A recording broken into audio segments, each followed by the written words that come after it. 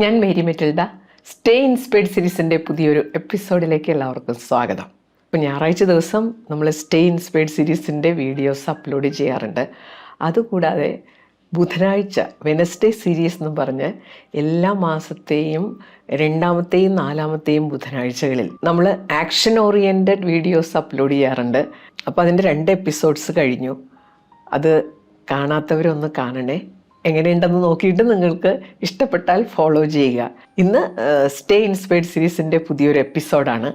നിങ്ങൾക്ക് എല്ലാവർക്കും റിലേറ്റ് ചെയ്യാൻ പറ്റുന്ന, നിങ്ങൾക്ക് എല്ലാവർക്കും പ്രയോജനം ചെയ്യുന്ന വളരെ പ്രധാനപ്പെട്ട ഒരു വിഷയത്തെക്കുറിച്ചാണ് ഇന്നത്തെ വീഡിയോ. ആദ്യം മുതൽ അവസാനം വരെ കാണണം. നമ്മൾ പണ്ടേ തുടങ്ങി കേട്ടിട്ടുള്ള ഒരു ചൊല്ലുണ്ട്, മൗനം വിദ്വാനുഭൂഷണം. ശരിക്കും പറഞ്ഞു കഴിഞ്ഞാൽ കമ്മ്യൂണിക്കേഷനിലെ വളരെ പവർഫുള്ളായിട്ടുള്ള ഒരു സംഗതിയാണ് ഈ സൈലൻസ്. അർത്ഥഗർഭമായ മൗനം എന്നൊക്കെ നമ്മൾ പറയില്ലേ. ചില ടെക്നിക്കായിട്ട് അത് യൂസ് ചെയ്യാറുണ്ട്. ചില പ്രസംഗകരൊക്കെ ഉണ്ടല്ലോ, ചില ചോദ്യം ഓഡിയൻസിനോട് ചോദിച്ചിട്ട് ഒരു 3-4 സെക്കൻഡ് അവർ സൈലൻ്റ് ആവും. ഈ സൈലൻ്റ് ആകുന്ന സമയത്ത് എല്ലാവരും ഇങ്ങനെ ഉത്തരം കേൾക്കാൻ വേണ്ടി റെഡിയാവും. അപ്പോൾ അവിടെ കുറച്ച് സെക്കൻഡുകളിലെ ആ സൈലൻസ് എല്ലാവരുടെ ഉള്ളിലുണ്ടാക്കുന്ന ആ ഒരു അറ്റൻഷൻ, ഇതെല്ലാം പലപ്പോഴും നമ്മൾ ഉപയോഗിക്കുന്ന ടെക്നിക്കാണ്. ക്ലാസ് എടുക്കുമ്പോൾ അങ്ങനെ ചെയ്യാറുണ്ട് ഞാൻ. ഒരിക്കലൊരു കുട്ടിയുടെ പേരെടുത്ത് പറഞ്ഞിട്ട് ചോദ്യം ചോദിക്കില്ല. ചോദ്യം ചോദിച്ച ശേഷം പിന്നെ ഏതാനും സെക്കൻഡുകൾ സൈലൻസ്, എന്നിട്ട് ആളിൻ്റെ പേര് വിളിക്കും. അപ്പോൾ അതിനകം അവിടെ ഇരിക്കുന്ന കുട്ടികളൊക്കെ ആരോടായിരിക്കുമോ എന്നോടായിരിക്കുമോ അതിനുവേണ്ടി തയ്യാറാകുന്ന ഒരു സമയമാണത്. അതുപോലെ നമ്മളോട് ഒരാൾ ചൂടായിട്ട് ഇങ്ങോട്ട് വരുമ്പോൾ നമ്മൾ മൗനം പാലിച്ചു കഴിഞ്ഞാൽ അത് അയാൾക്ക് വലിയൊരു ആശയക്കുഴപ്പത്തിനിടയാക്കും. അപ്പോൾ ഇങ്ങനെ പലതരത്തിലും നമ്മൾ ഈ സൈലൻസിനെ പ്രയോജനപ്പെടുത്താറുണ്ട്. ഇന്ന് നമ്മൾ സംസാരിക്കാൻ പോകുന്നത് സൈലൻസിൻ്റെ പ്രയോജനങ്ങളെക്കുറിച്ചല്ല കേട്ടോ. സൈലൻസ് ബ്രേക്ക് ചെയ്യേണ്ട ചില സന്ദർഭങ്ങളെക്കുറിച്ചാണ്. സൈലൻസ് നമ്മുടെ കമ്മ്യൂണിക്കേഷനെ സപ്പോർട്ട് ചെയ്യുന്നതായിരിക്കണം. പക്ഷേ പലപ്പോഴും ഇത് നമ്മുടെ സൗകര്യത്തിന് വേണ്ടി ഉപയോഗിക്കാറുണ്ട്.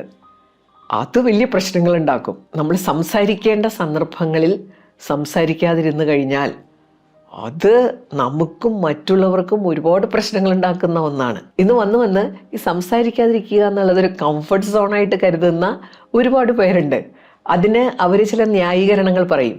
നമ്മൾ സംസാരിക്കാൻ പോയാലല്ലേ പ്രശ്നം, ഞാനതുകൊണ്ടൊന്നും മിണ്ടാറില്ല. വേറെ ചിലർ പറയുന്നത് എന്താണെന്നോ, നമ്മൾ സംസാരിക്കാൻ പോയാൽ നമ്മൾ മോശക്കാരാകും. അതായത് ചില പ്രവൃത്തികൾ അത് ശരിയല്ല, അത് തെറ്റാണ്, പക്ഷെ മിണ്ടൂല്ല. മിണ്ടുന്ന ആളുകൾ മോശക്കാരാണെന്ന് പറയണതിൽ എന്താ അർത്ഥമുള്ളത്? തെറ്റായിട്ട് കാര്യങ്ങൾ ചെയ്യുന്നതിനേക്കാൾ മോശമാണോ അത് തെറ്റാണെന്ന് ചൂണ്ടിക്കാണിക്കുന്നത്? ഇന്നത്തെ നമ്മുടെ വിഷയം എന്താണെന്നോ, ഏതെല്ലാം സന്ദർഭങ്ങളിലാണ് നമ്മൾ സൈലൻസ് ബ്രേക്ക് ചെയ്യേണ്ടത്.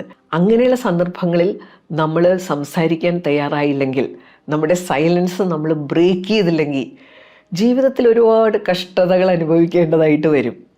അതുമാത്രമല്ല, നമ്മുടെ മനസ്സിന് ഒരുപാട് സമ്മർദ്ദം. നമുക്ക് ചില കാര്യങ്ങൾ സംസാരിക്കണമെന്ന് അറിയാം, പക്ഷേ നമ്മൾ പല കാരണങ്ങൾ കൊണ്ട് മിണ്ടാതിരിക്കുന്നു. അയാളെ വിഷമിപ്പിക്കണ്ട, ആരും ഒന്നും മിണ്ടണില്ല, അപ്പം ഞാനും മിണ്ടേണ്ട കാര്യമൊന്നുമില്ലല്ലോ, ഒഴുക്കിനെതിരെ നീന്തേണ്ട കാര്യം എനിക്കില്ലല്ലോ എന്ന് പറഞ്ഞ് നമ്മൾ മിണ്ടാതിരിക്കുന്നു. നമ്മളിങ്ങനെ മൗനം പാലിക്കുമ്പോൾ സത്യം പറഞ്ഞാൽ നമ്മുടെ മനസ്സിൽ സമ്മർദ്ദങ്ങൾ ഉണ്ടാവും. അത് 2 അവസ്ഥയിലേക്ക് ചിലപ്പോൾ നമ്മളെ കൊണ്ടുപോകും. ഇങ്ങനെ മിണ്ടാതെ വരാവുന്ന ഒരവസ്ഥയാണ് ഡിപ്രഷൻ. നമുക്ക് ഒരുപാട് നിരാശ തോന്നും. ഒരു കാര്യവും ശരിയാകുന്നില്ല, ഒരു കാര്യവും സംസാരിക്കാൻ പറ്റുന്നില്ല, അത് ഡിപ്രഷൻ. പിന്നെ ഒന്നുണ്ട് കേട്ടോ, എക്സ്പ്ലോഷൻ. നമ്മൾ മിണ്ടാതിരുന്നിരുന്നിരുന്ന് പൊട്ടിത്തെറി. അതിലെ ഏറ്റവും രസം, നമ്മളെ സമ്മർദ്ദത്തിൽ ആഴ്ത്തുന്ന ആളുകളോടായിരിക്കില്ല ചിലപ്പോൾ നമ്മൾ പൊട്ടിത്തെറിക്കുന്നത്. നമുക്ക് സൗകര്യമുള്ള ചില ആളുകളുടെ മേലെ നമ്മൾ കുതിര കയറും. ഇതൊക്കെ നമ്മൾ ജീവിതത്തിൽ കാണുന്ന കാഴ്ചകളാണ്. ചിലപ്പോൾ ജോലി സ്ഥലത്തൊക്കെ ചിലർ ചൂടാകുമ്പോൾ നമ്മൾ പറയൂലേ, അയാൾ വീട്ടിൽ ആരോടോ പ്രശ്നം ഉണ്ടാക്കി കൊണ്ട് വന്നിരിക്കുകയാണ്. അവിടെ സൈലൻ്റ് ആയിട്ടിരുന്നിട്ട് ഇവിടെ വന്ന് അതൊക്കെ തീർക്കുക. അതിൻ്റെ ആവശ്യമൊന്നുമില്ലല്ലോ. നമ്മൾ സൈലൻസ് ബ്രേക്ക് ചെയ്യേണ്ട സമയത്ത് സൈലൻസ് ബ്രേക്ക് ചെയ്യണം. ഇതുണ്ടല്ലോ ജീവിതത്തിൽ ഉണ്ടാക്കുന്ന പോസിറ്റീവ് ചേഞ്ച് എന്ന് പറഞ്ഞാൽ വളരെ വലുതാണ്. നമ്മുടെ ഒരുപാട് സമ്മർദ്ദങ്ങൾ അലിഞ്ഞലിഞ്ഞില്ലാതാകും. അപ്പോൾ വിഷയത്തിലേക്ക് കിടക്കാം. നമ്പർ 1, തെറ്റ് കണ്ടാൽ മിണ്ടാതിരിക്കരുത്. പലപ്പോഴും സംഭവിക്കുന്ന ഒരു കാര്യമാണ്. കൃത്യമായിട്ട് നമുക്കറിയാം ഒരാൾ ചെയ്യുന്നത് തെറ്റാണ്. അത് നമ്മളും കൂടി ബന്ധപ്പെട്ട വളരെ പ്രധാനപ്പെട്ട കാര്യങ്ങളാണെങ്കിൽ കൂടിയും മൗനം പാലിക്കുക. ഇത് അവസാനിപ്പിച്ചിരിക്കണം. ക്ലാസ് മുറികളിലൊക്കെ അങ്ങനെ സംഭവിക്കാറുണ്ട്. ടീച്ചർമാർക്കും തെറ്റുപറ്റാം. പക്ഷെ ടീച്ചർമാർക്ക് തെറ്റുപറ്റിക്കഴിഞ്ഞാൽ അത് തെറ്റാണെന്ന് മനസ്സിലാക്കിയവരും മിണ്ടാതെ ഇങ്ങനെ ഇരിക്കും. കാരണം അങ്ങനെ തെറ്റ് ചൂണ്ടിക്കാണിച്ചാൽ മറ്റേയാൾക്ക് ഇഷ്ടപ്പെടണമെന്നില്ല. അതിൽ നിന്നും നമുക്ക് അനുഭവിക്കേണ്ടി വരുന്ന ചില പ്രശ്നങ്ങളുണ്ട്. ഈ പ്രശ്നങ്ങളൊക്കെ ആലോചിച്ച് മിണ്ടാതിരിക്കും. പക്ഷേ തെറ്റിങ്ങനെ തുടർന്നുകൊണ്ട് പോയി കഴിഞ്ഞാൽ വരാവുന്ന വലിയ അപകടങ്ങളുണ്ട്. ഒരു കാര്യം തെറ്റാണെന്ന് നമുക്ക് നല്ല ബോധ്യമുണ്ട്. തെറ്റ് ചെയ്യുന്ന ആളെ അത് ബോധ്യപ്പെടുത്താൻ തീർച്ചയായിട്ടും നമുക്ക് സാധിക്കും. ഇത്തരം സന്ദർഭങ്ങളിൽ നമ്മൾ മൗനമായിട്ടിരിക്കരുത്. അതിന് മറ്റേയാളോട് ഷൗട്ട് ചെയ്യണമെന്നൊന്നുമില്ല. അപ്പം നമുക്ക് തെറ്റാണെന്ന് സ്വയം ബോധ്യമുണ്ടാവുകയും അത് മറ്റേയാളെ കൃത്യമായിട്ട് ബോധ്യപ്പെടുത്താനുള്ള കഴിവുണ്ടാവുകയും ചെയ്തു കഴിഞ്ഞാൽ പിന്നെ ഷൗട്ട് ചെയ്യേണ്ടി വരില്ല. അപ്പം എൻ്റെ ഒരു അനുഭവം പറയാം കേട്ടോ. ഞാനൊരിക്കൽ ക്ലാസ് എടുത്തുകൊണ്ടിരുന്നപ്പോൾ ഒരു ഫോമുല തെറ്റിപ്പോയി. ഞാൻ കണക്ക് ടീച്ചറാണ്. ക്ലാസ്സിലുണ്ടായിരുന്ന ഒരു കുട്ടിക്ക് മനസ്സിലായി ഫോമുല തെറ്റിപ്പോയെന്ന്. അപ്പോൾ ഡിഗ്രി ക്ലാസ് ആണ് കേട്ടോ. അയാൾ എഴുന്നേറ്റ് നിന്ന് എന്നോട് എന്താ പറഞ്ഞതെന്നാ, ടീച്ചർ ഞങ്ങൾ +2 പഠിക്കുമ്പോൾ ഫോമുല കുറച്ച് വ്യത്യസ്തമായിരുന്നു. അപ്പം ഞാൻ നോക്കിയപ്പോൾ എനിക്ക് മനസ്സിലായോ, അയ്യോ ഫോമുല തെറ്റിപ്പോയി. അങ്ങനെ തെറ്റ് ചൂണ്ടിക്കാണിക്കാൻ പല മാർഗങ്ങളുണ്ട്. തെറ്റിനെ പറ്റി ഓർക്കുമ്പോൾ തെറ്റെന്ന് പറഞ്ഞാലേ എത്ര ശരിയാക്കിയാലും ശരിയാകാത്തൊരു സംഭവമാണ്. നമ്മുടെ മുമ്പിൽ തന്നെ ഒരുപാട് ഉദാഹരണങ്ങളുണ്ട്. ചില പ്രസ്ഥാനങ്ങളുടെ തലപ്പത്തിരിക്കുന്നവർ തെറ്റുകളിലൂടെ കടന്നു പോകുമ്പോൾ അണികളൊന്നും മിണ്ടില്ല, തിരുവായിക്ക് എതിർവായില്ല എന്നുള്ള മട്ടിലിരിക്കും. അങ്ങനെ ആ പ്രസ്ഥാനങ്ങൾ തന്നെ നശിച്ചു പോകുന്ന കാഴ്ച നമ്മൾ കാണാറുണ്ട്. അത് വീടായാലും മറ്റ് സ്ഥാപനങ്ങളായാലും എല്ലായിടത്തും ഈ അപകടം സംഭവിക്കാൻ സാധ്യതയുണ്ട്. തെറ്റിലൂടെ നമുക്ക് ഒരുപാട് കാലം മുന്നോട്ട് പോകാൻ പറ്റില്ല. അത് നാശത്തിൽ ചെന്ന് കലാശിക്കും. അതുകൊണ്ട് തെറ്റ് കണ്ടാൽ മിണ്ടാതിരിക്കരുത്, ചൂണ്ടിക്കാണിക്കണം. നമ്മൾ സൈലൻസ് ബ്രേക്ക് ചെയ്യണം എന്ന് പറയുമ്പോൾ നമ്മൾ ഉൾപ്പെടുന്ന കാര്യങ്ങളിൽ നമുക്ക് ചിലപ്പോൾ പുറമേയുള്ള കാര്യങ്ങളിലൊക്കെ നമ്മൾ കയറി പ്രതികരിക്കുമായിരിക്കും. പക്ഷേ എൻ്റെ കുടുംബത്തിൽ, എൻ്റെ സ്ഥാപനത്തിൽ, എൻ്റെ ചുറ്റുപാടും നടക്കുന്ന കാര്യങ്ങൾ അതാണല്ലോ നമുക്ക് തെറ്റാണെന്ന് കൃത്യമായിട്ട് ചൂണ്ടിക്കാണിക്കാൻ പറ്റുന്നത്. അവിടെ നമ്മൾ നമ്മുടെ ഉത്തരവാദിത്തം ഏറ്റെടുക്കണം. ഇനി നമ്പർ 2, പല കാര്യങ്ങളും നമുക്കും പലപ്പോഴും വ്യക്തമാകാതെ വരാറുണ്ട്. ഇപ്പോൾ ഒരു സാധനം വാങ്ങാൻ ചെന്ന് കഴിഞ്ഞാൽ എങ്ങനെയാണ് അതിന് ഇത്രയും വില വന്നത്? ഞാൻ കഴിഞ്ഞ ദിവസം എൻ്റെ ബാങ്ക് അക്കൗണ്ട് സ്റ്റേറ്റ്മെൻറ്റ് എടുത്ത് നോക്കിയപ്പോൾ എല്ലാ മാസവും ഒരു 250 രൂപ ഡിഡക്റ്റ് ചെയ്യുന്നതായിട്ട് കണ്ടു. അപ്പോൾ എന്തിനാണ് ഡിഡക്റ്റ് ചെയ്യുന്നതെന്ന് എനിക്ക് മനസ്സിലാവുന്നില്ല. അപ്പോൾ ഞാൻ അവിടെ ചെന്ന് അത് ക്ലാരിഫൈ ചെയ്യണ്ടേ? പക്ഷേ ഒരുപാട് പേരും ക്ലാരിഫൈ ചെയ്യാറില്ല. ചിലപ്പോൾ ചില കാര്യങ്ങളിൽ മറ്റുള്ളവർക്ക് അബദ്ധം പറ്റുന്നതായിരിക്കാം. അപ്പോൾ നമ്മൾ ക്ലാരിഫൈ ചെയ്യാതിരുന്നു കഴിഞ്ഞാൽ ആ അബദ്ധം തുടർന്നുകൊണ്ട് പോകും. പിന്നെ ഈ ക്ലാരിഫിക്കേഷൻ കൊണ്ട് ചില ഗുണങ്ങളുണ്ട്. നമ്മളൊരു കാര്യം നമ്മൾ ക്ലാരിഫിക്കേഷൻ ഒന്നും ചോദിക്കാത്ത ആളാണെങ്കിൽ മറ്റുള്ളവർ നമ്മളെ കൃത്യമായിട്ട് ചൂഷണം ചെയ്യും. അതേസമയം നമ്മൾ ക്ലാരിഫിക്കേഷനൊക്കെ ചോദിക്കുന്ന ആളാണെങ്കിൽ മറ്റുള്ളവർ കുറച്ച് കെയർഫുള്ളാകും. അയാളുടെ അടുത്ത് ഇതൊന്നും നടക്കില്ല, അയാൾ കാര്യങ്ങൾ വ്യക്തമായിട്ട് മനസ്സിലാക്കിയിട്ടേ പ്രവർത്തിക്കൂ. ഞാൻ കോളേജ് പ്രിൻസിപ്പലായിരുന്നു. ഞാൻ ഇടയ്ക്കിടയ്ക്ക് എൻ്റെ അനുഭവം പറയുന്നതിൻ്റെ ഭാഗമായിട്ട് അങ്ങനെ പറയുന്നതാണ്. അപ്പോൾ ആരോ കമൻ്റ് എഴുതിയിരിക്കുന്നത് കണ്ടു, എന്തിനാണ് നിങ്ങൾ എപ്പോഴും ഞാൻ പ്രിൻസിപ്പലായിരുന്നപ്പോൾ എന്ന് പറയുന്നത്. പിന്നെ കാണുന്നവരിൽ ഒരുപാട് പേർക്കും എൻ്റെ ബാക്ക്ഗ്രൗണ്ട് അറിയണമെന്നില്ലല്ലോ, അതുകൊണ്ടാണ് അങ്ങനെ പറയുന്നത് കേട്ടോ. പിന്നെ തമാശയായിട്ട് പറഞ്ഞാണ് കേട്ടോ ഇത്, അല്ലാതെ ബാക്കിയുള്ളവരങ്ങനെ പറഞ്ഞതുകൊണ്ട് എനിക്ക് പ്രശ്നമൊന്നുമില്ല. അവരും പറയണമല്ലോ, അവരും സൈലൻസ് ബ്രേക്ക് ചെയ്യണമല്ലോ. പ്രിൻസിപ്പൽ വലിയ അഡ്മിനിസ്ട്രേറ്റർ ആവണമെന്നില്ല, അതിൽ വലിയ പരിചയമൊന്നുമില്ല. അവർ പഠിപ്പിച്ച് ഒരു സുപ്രഭാതത്തിൽ പ്രിൻസിപ്പലാകുന്നവരാണ്. ഓഫീസിലുള്ളവരാണ് അഡ്മിനിസ്ട്രേഷനിൽ നല്ല അവഗാഹമുള്ളവർ. അവരോരോ ഫയൽ നമ്മുടെ മുമ്പിൽ കൊണ്ടുവന്ന് തരും ഒപ്പിടാൻ. അപ്പോൾ പലപ്പോഴും നമ്മൾ ചെയ്യാറുള്ളത്, നമ്മൾ നോക്കും അത് ആദ്യത്തെ അവർ ക്ലർക്ക് ഒപ്പിട്ടിട്ടുണ്ടോ, സൂപ്രണ്ട് ഒപ്പിട്ടിട്ടുണ്ടോ, അവിടുത്തെ ഒപ്പിട്ടിട്ടുണ്ടോ. ഇവരെല്ലാം ഒപ്പിട്ടിട്ടുണ്ടെങ്കിൽ ഞാൻ ധൈര്യമായിട്ട് ഒപ്പിടും. പക്ഷെ പലപ്പോഴും നമുക്ക് ക്ലിയർ ആവില്ല എന്താണ് ഈ സംഭവം എന്നുള്ളത്. അപ്പം ഞാൻ പലപ്പോഴും ക്ലാരിഫിക്കേഷൻ ചോദിക്കും കേട്ടോ. ഒന്നുമില്ല, നമ്മളിങ്ങനെ ചോദിച്ചാൽ മതി, ഇതിൻ്റെ റെലവൻറ്റ് റൂളൊന്ന് എടുത്തുകൊണ്ട് വാ. എന്തെങ്കിലും റൂളിൻ്റെ അടിസ്ഥാനത്തിലായിരിക്കുമല്ല ചില കാര്യങ്ങൾ നമ്മൾ തീരുമാനിക്കുന്നത്. കുറച്ച് കാര്യങ്ങൾ റൊട്ടീനാണ്, നമുക്ക് മനസ്സിലാവും. അപ്പോൾ നമ്മൾ മനസ്സിലാക്കാൻ പറ്റാത്ത കാര്യങ്ങളിൽ റെലവൻറ്റ് റൂൾ എവിടെ, ഇതിൻ്റെ മുമ്പിൽ എന്താ പറഞ്ഞിരിക്കുന്നത്, ഇതൊക്കെ ചോദിച്ച് നമ്മളത് ക്ലാരിഫൈ ചെയ്യണം.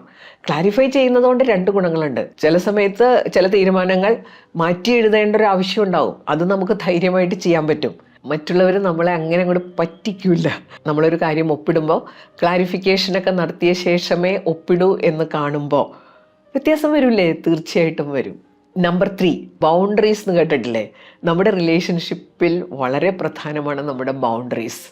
നമുക്കൊരു വ്യക്തിപരമായിട്ടുള്ളൊരു സ്പേസ് ഉണ്ടാവണം, തീരുമാനങ്ങൾ ഉണ്ടാവണം, ഇഷ്ടങ്ങൾ അനിഷ്ടങ്ങൾ ഇതൊക്കെ ലൈഫിൽ ഉണ്ടാകേണ്ടതാണ്. ഇതിലൊക്കെ ആവശ്യമില്ലാതെ മറ്റുള്ളവർ ഇടപെടുമ്പോൾ, നമ്മുടെ ബൗണ്ടറീസിലേക്ക് അവരിങ്ങനെ അതിക്രമിച്ച് കിടക്കുമ്പോൾ സൈലൻ്റായിട്ട് ഇരിക്കരുത്, കാര്യങ്ങൾ തുറന്നു പറയണം.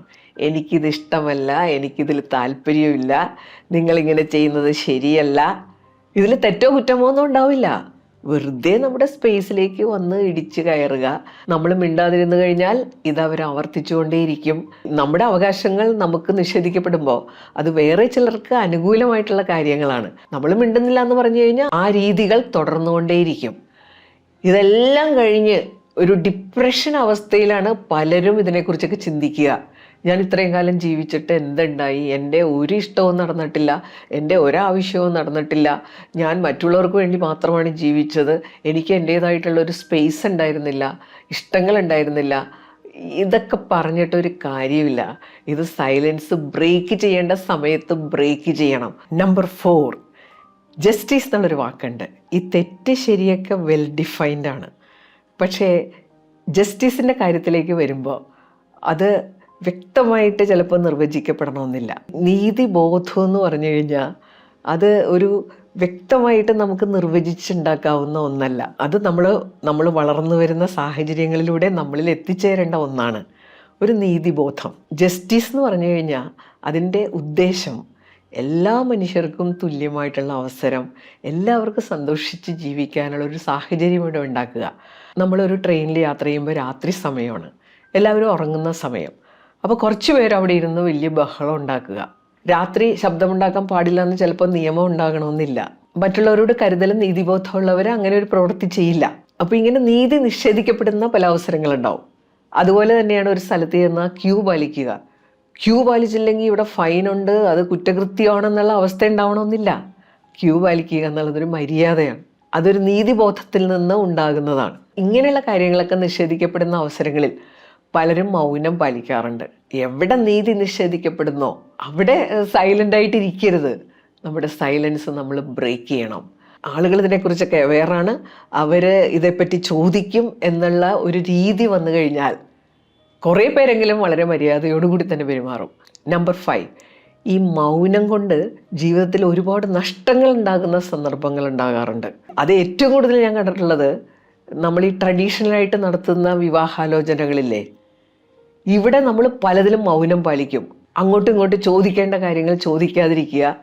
അതിൻ്റെ കാര്യം എന്താണെന്ന് എനിക്ക് മനസ്സിലായിട്ടില്ല. അവരുടെ വിദ്യാഭ്യാസ യോഗ്യത അതിൽ തന്നെ നമ്മൾ ചിലപ്പോൾ വഞ്ചിക്കപ്പെടാറുണ്ട്. പിന്നെ ജോലിയുടെ കാര്യത്തിൽ വലിയ സ്ഥാപനങ്ങളിലാണ് ജോലി എന്നൊക്കെ പറഞ്ഞിട്ട് അവിടെ ചെല്ലുമ്പോൾ അങ്ങനെ അവർക്ക് ജോലിയില്ല. ഇതിൻ്റെ എല്ലാം കാരണം ഇതിനൊരു പ്രൂഫൊന്നും നമ്മൾ ആവശ്യപ്പെടാറില്ല. ഇത് പറയുമ്പോൾ ഒരു തെളിവ് വേണ്ടേ? പല കാര്യങ്ങളും തുറന്ന് ചോദിക്കാനുള്ള ഒരു പ്രശ്നം നമുക്ക് ഉണ്ടാകാറുണ്ട്. അങ്ങനെ ഒരുപാട് നഷ്ടങ്ങൾ, നമ്മുടെ ജീവിതം തന്നെ പാഴായി പോകുന്ന അവസരങ്ങൾ ഉണ്ടാകാറുണ്ട്. എന്തായാലും ഏതെങ്കിലും തരത്തിൽ ചിലപ്പോൾ നേരിട്ട് നിങ്ങളുടെ സർട്ടിഫിക്കറ്റ് എവിടെയെന്ന് ചോദിക്കാൻ നമുക്ക് പറ്റിയെന്ന് വരില്ല. പക്ഷേ നമുക്കൊരു കാര്യം ചെയ്യാമല്ലോ, നമുക്കതിന് മാതൃകയാകാമല്ലോ. നമ്മുടെ സർട്ടിഫിക്കറ്റൊക്കെ കൊണ്ടുചെന്ന് കാണിക്കുക, നമ്മുടെ ജോലി ഇന്നതാണ്, അതിന് തെളിവ് കൊടുക്കുക. അപ്പോൾ പിന്നെ അവരതുപോലെ ചെയ്തോളും. ഇനി ചെയ്തില്ലെങ്കിൽ തന്നെ നമുക്ക് ആവശ്യപ്പെടാൻ സാധിക്കും. എൻ്റെ ജീവിതത്തിൽ എൻ്റെ മൗനം കൊണ്ട് വലിയൊരു നഷ്ടം ഉണ്ടായൊരു സന്ദർഭം, വലിയൊരു പ്രശ്നം ഉണ്ടായ ഒരു സന്ദർഭം എൻ്റെ മനസ്സിലുണ്ട്. ഞാനൊരിക്കൽ കുറേ കുട്ടികളെയും കൊണ്ട് ടൂറിന് പോയി. അപ്പോൾ തേക്കടിയിലാണ് പോയത്. അപ്പോൾ രാവിലെ ഒരു കുട്ടി എല്ലാവർക്കും വേണ്ട ചിക്കൻ കറിയൊക്കെ ഉണ്ടാക്കിക്കൊണ്ടാണ് വന്നത്. അപ്പോൾ ഉച്ചയ്ക്ക് ഞങ്ങളൊരു സ്ഥലത്തെത്തി ഊണ് കഴിക്കാൻ നേരത്ത് ഇത് എടുത്തു വെച്ചു. അപ്പോൾ ആരോ പറഞ്ഞു നമുക്ക് രാത്രി അവിടെ ചെന്ന് താമസിക്കുമ്പോൾ റിലാക്സ്ഡ് ആയിട്ട് ഇത് കഴിക്കാം. അപ്പോൾ എല്ലാവരും സമ്മതിച്ചു, തിരിച്ചെടുത്തു വെച്ചു. വൈകുന്നേരം അവിടെ ചെന്നപ്പോൾ കുറച്ച് ലേറ്റായി. ഭക്ഷണം കഴിക്കാനിരുന്ന പാത്രം തുറന്നപ്പോഴേ എനിക്ക് മനസ്സിലായി കറി കേടായി. അപ്പം ഞാൻ പറയണം, ഞാൻ ടീച്ചർ എന്നുള്ള നിലയിൽ പറയേണ്ടതാണ്, ഇത് കേടായി, ഇത് കഴിക്കേണ്ടെന്ന് വെക്കാം. പലപ്പോഴും നമ്മുടെ മനസ്സിൽ വരുന്ന ചിന്തകളൊക്കെ വളരെ വളരെ ബാലിഷ്യമാണ്. ഞാനിത് പറയാൻ പോയപ്പോൾ ഞാൻ ആ കുട്ടിയെക്കുറിച്ച് ആലോചിച്ചു. ആ കുട്ടി എത്ര കഷ്ടപ്പെട്ടിട്ടാണ് ഇത് ഉണ്ടാക്കി കൊണ്ടുവന്നത്. വലിച്ചെറിഞ്ഞ് കളയാൻ പറഞ്ഞാൽ ആ കുട്ടിക്ക് വിഷമാവും. പിന്നെ നോക്കുമ്പോൾ 2-3 പേരൊക്കെ അത് കഴിക്കാൻ തുടങ്ങി. അപ്പം ഞാൻ മിണ്ടാതിരുന്നു. പക്ഷെ പിറ്റേ ദിവസം എല്ലാവർക്കും ഡയേറിയ പിടിപെട്ട് വല്ലാത്ത അവസ്ഥയിലായി പോയിട്ടോ. ടൂർ ക്യാൻസൽ ചെയ്ത് തിരിച്ചു വരേണ്ടതായിട്ട് വന്നു. ഞാൻ കൃത്യമായിട്ട് അത് കഴിക്കാൻ പാടില്ല എന്ന് പറഞ്ഞിരുന്നെങ്കിൽ എന്തെല്ലാം പ്രശ്നങ്ങൾ ഒഴിവാക്കാമായിരുന്നു. അപ്പോൾ നമ്മൾ മിണ്ടാതിരുന്നു കഴിഞ്ഞാൽ നമുക്ക് മറ്റുള്ളവർക്ക് ഒരുപാട് നഷ്ടം ഉണ്ടാകുന്ന സന്ദർഭങ്ങൾ ഉണ്ടാകാറുണ്ട്. അപ്പം മൗനം പാലിച്ച് ഇങ്ങനെ നഷ്ടം ഉണ്ടാക്കേണ്ട കാര്യമൊന്നുമില്ലല്ലോ. നമ്പർ 6, നമുക്ക് മറ്റുള്ളവരുടെ ഒരു സപ്പോർട്ട്, സഹായം, ഇതൊക്കെ വേണ്ടി വരുന്ന സന്ദർഭങ്ങളിൽ അത് ചോദിക്കുക. അവിടെ മൗനമായിട്ടിരിക്കരുത്. ചിലരിങ്ങനെ മൗനമായിട്ടിരിക്കും. എന്നിട്ട് അവർ ചിന്തിക്കുന്നത് എന്താണെന്നോ, മറ്റുള്ളവർക്ക് എന്നെ ഒന്ന് സഹായിച്ചാൽ എന്താ, ഇതൊക്കെ നോക്കിയും കണ്ടും അവർ ചെയ്യേണ്ടതല്ലേ. എനിക്ക് സഹായം ആവശ്യം വരുമ്പോൾ ഞാൻ ചോദിക്കാറുണ്ട് കേട്ടോ ആളുകളോട്. അപ്പം ഞാൻ എക്സ്പീരിയൻസ് ചെയ്യുന്ന ഒരു കാര്യം എന്താണെന്നോ, കുറേ പേർക്കെങ്കിലും നല്ല സന്തോഷമാണ് ഇങ്ങനെ ആവശ്യപ്പെടുമ്പോൾ കാര്യങ്ങൾ ചെയ്തു തരാൻ. പിന്നെ ഒരാളോടൊരു സഹായം ആവശ്യപ്പെടുമ്പോൾ അയാൾക്ക് കിട്ടുന്ന ഒരു റെക്കഗ്നേഷനും കൂടിയാണ്. അപ്പോൾ അതുകൊണ്ട് മടിയൊന്നും വിചാരിക്കേണ്ട, സഹായം ചോദിക്കുക. അപ്പോൾ അവിടെ മൗനമായിട്ടിരിക്കരുത്. സഹായം ചോദിച്ച് കിട്ടിയില്ലെങ്കിൽ അയാളുമായിട്ടുള്ള ബന്ധം കട്ട് ചെയ്യാനൊന്നും പോകരുത്. ഒരു സഹായം ചോദിച്ചിട്ട് അയാൾ ചെയ്തു തന്നില്ല, നമുക്ക് സഹായം ചോദിക്കാനുള്ള അവകാശം പോലെ തന്നെ അവർക്ക് സഹായം നിഷേധിക്കാനുള്ള അവകാശമുണ്ട്. നമ്പർ 7, നമ്മുടെ സാമൂഹിക ജീവിതത്തിൽ നമ്മൾ പല പ്രശ്നങ്ങളും നേരിടാറുണ്ട്. ചിലപ്പോഴെങ്കിലും നമ്മുടെ റെപ്യൂട്ടേഷൻ തകരാറിലാക്കുന്ന വിധത്തിൽ മറ്റുള്ളവർ നമ്മളെക്കുറിച്ച് ഒരുപാട് കുറ്റാരോപണങ്ങൾ ഇങ്ങനെ നടത്തിക്കൊണ്ട് നടക്കുക. നമുക്കറിയാം അവർ ചെയ്യുന്നത് ശരിയല്ല, നമ്മൾ ചെയ്യാത്ത ഒരു കാര്യത്തിനാണ് ക്രൂശിക്കപ്പെടുന്നത്. ആരെങ്കിലും എന്തെങ്കിലും പറഞ്ഞു എന്ന് വിചാരിച്ച് എല്ലാം ചോദ്യം ചെയ്യേണ്ട കാര്യമൊന്നുമില്ല.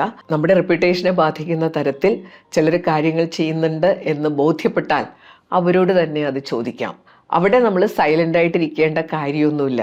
അവരെ ഒറ്റയ്ക്ക് വിളിക്കണം. ഒറ്റയ്ക്ക് വിളിച്ചിരുത്തി നമ്മൾ കേട്ട കാര്യങ്ങൾ അവരോട് പറയുക. നിങ്ങൾ എന്നെപ്പറ്റി ഇത്തരം കാര്യങ്ങൾ പറഞ്ഞു നടക്കുന്നതായിട്ട് ഞാൻ അറിഞ്ഞു, അതെന്തുകൊണ്ടാണ് നിങ്ങളങ്ങനെ പറഞ്ഞത്, ഞാൻ വല്ല കറക്ഷൻ വരുത്തേണ്ട കാര്യങ്ങളുണ്ടോ? അങ്ങനെ ചോദിച്ചു കഴിഞ്ഞാൽ അവർ പെട്ടുപോകും. പിന്നെ അവരത് ആവർത്തിക്കാൻ സാധ്യത കുറവാണ്. 8ാമത്തെ കാര്യം, ചിലപ്പോഴെങ്കിലും നമ്മുടെ വാക്കിന് നല്ല വിലയുള്ള അവസരങ്ങളുണ്ടാവും. നമ്മുടെ തീരുമാനങ്ങൾ അത്തരം സന്ദർഭങ്ങളിൽ തുറന്നു പറയുമ്പോൾ അത് മറ്റുള്ളവർ അംഗീകരിക്കാനുള്ള സാധ്യത കൂടുതലാണ്. നമ്മളൊരു സ്ഥാനത്തിരിക്കുമ്പോൾ അങ്ങനെയാണ്, നമ്മുടെ വാക്കിന് നല്ല വിലയുണ്ടാവും. അപ്പോഴും ചിലർ മൗനമായിട്ടിരിക്കും. അപ്പോൾ നമ്മളൊരു സ്ഥാനത്തിരിക്കുമ്പോൾ കാര്യങ്ങളെക്കുറിച്ച് കൃത്യമായിട്ട് പഠിച്ച് ശരിയായിട്ടുള്ള തീരുമാനം എടുക്കണം. തീരുമാനമെടുത്താൽ മാത്രം പോരാ, അത് പറയണം. നമ്മളവിടെ സൈലൻ്റ് ആയിട്ടിരിക്കരുത്. ഇടപെടേണ്ട കാര്യങ്ങളിൽ ഇടപെടണം. നമ്മുടെ വീടുകളിലും അങ്ങനെയുള്ള സാഹചര്യങ്ങൾ ഉണ്ടാകാറുണ്ട്. ഞാൻ സ്ത്രീ ശാക്തീകരണത്തെക്കുറിച്ചാണ് ഗവേഷണം നടത്തിയത്. അപ്പം ഞാൻ ഉണ്ടാക്കിയ ക്വസ്റ്റ്യനെയറിൽ സ്ത്രീകളോട് തന്നെ ചോദിച്ച ഒരു ചോദ്യം ഉണ്ടായിരുന്നു. വീട്ടിലെ പ്രഥമവും പ്രധാനവുമായിട്ടുള്ള ഒരു സ്ഥാനം ആർക്കായിരിക്കണം? അത് പുരുഷനായിരിക്കണമെന്നാണ് ഒരുപാട് ആളുകളും പറഞ്ഞത്. അയാൾ ഉത്തരവാദിത്വം എടുക്കണം, പ്രധാന കാര്യങ്ങളിൽ അയാൾ തീരുമാനം എടുക്കണം, അയാളുടെ തീരുമാനത്തിന് അവർ വില കൊടുക്കുന്നു. അങ്ങനെയാണ് പല വീടുകളിലെയും അവസ്ഥ. പക്ഷേ പുരുഷന്മാർ പലരും എന്ത് ചെയ്യുമെന്ന മൗനം പാലിക്കും. ഭാര്യയും അമ്മയും തമ്മിൽ ഒരു പ്രശ്നം ഉണ്ടായാൽ ഇയാളൊന്നും മിണ്ടില്ല. ആ സമയത്ത് പുരുഷൻ്റെ ഒരു വാക്കിന് വാല്യൂ ഉണ്ട്. അതുപോലെ തന്നെ സ്ത്രീയുടെ വാക്കിന് വാല്യൂ ഉള്ള സന്ദർഭങ്ങളുണ്ടാവും. നമ്മളൊരു പൊസിഷനിലിരിക്കുമ്പോൾ, അധികാര സ്ഥാനത്തിരിക്കുമ്പോൾ നമ്മുടെ വാക്കിന് നല്ല വിലയുണ്ട്. അപ്പം നമ്മൾ വേണ്ട സമയത്ത് സംസാരിക്കാതിരുന്നാൽ അതിന് ഗുരുതരമായ പ്രത്യാഘാതങ്ങൾ ഉണ്ടാവും. വീഡിയോയുടെ അവസാനിക്കുകയാണ്. ഒരു കാര്യം നിങ്ങളോട് എനിക്ക് പറയാനുണ്ട്. Mind power and life skills training programme ഞാൻ നടത്താറുണ്ട്. അപ്പോൾ മനഃശക്തി വർദ്ധിപ്പിക്കാനും നമ്മുടെ ലൈഫ് സ്കിൽസ് ഡെവലപ്പ് ചെയ്യാനും സഹായിക്കുന്ന ഒരു കോഴ്സാണ്. ജൂലൈ 22-ന് ഒരു ബാച്ച് തുടങ്ങി. അപ്പോൾ ആ ബാച്ചിൽ ചേരണമെന്ന് പറഞ്ഞ് കുറേ പേര് എനിക്ക് മെസ്സേജ് അയച്ചിരുന്നു. അപ്പോഴേക്കും സീറ്റുകളൊക്കെ ഫുള്ളായി. ചെറിയ ഗ്രൂപ്പുകൾക്കാണ് ഈ കോഴ്സ് നടത്തുന്നത്. കുറേ പേർക്ക് വിഷമമായി. അവർ പറഞ്ഞു ഞങ്ങളിതേക്കുറിച്ച് അറിഞ്ഞിരുന്നില്ല. അതുകൊണ്ട് ഞാൻ അടുത്ത കോഴ്സിനെ കുറിച്ച് ഇപ്പോഴേ പറഞ്ഞേക്കാം. ഓഗസ്റ്റ് 13 തുടങ്ങി 20 വരെയാണ് അടുത്ത കോഴ്സ്. ഇത്തവണ ജോയിൻ ചെയ്യാൻ പറ്റാത്തവർക്ക് അതേക്കുറിച്ചുള്ള ഇൻഫർമേഷൻ ഞാൻ അയക്കുന്നതാണ്.